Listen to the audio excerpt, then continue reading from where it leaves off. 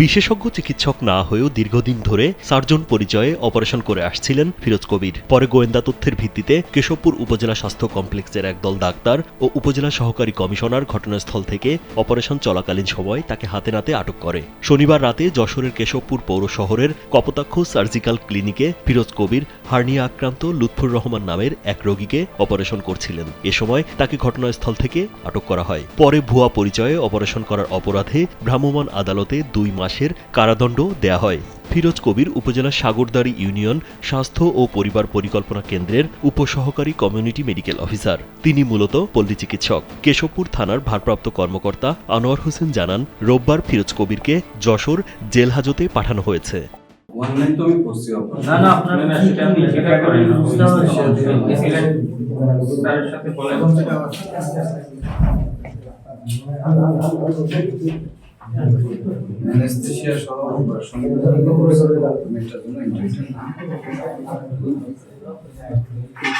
আপনার নাম কি?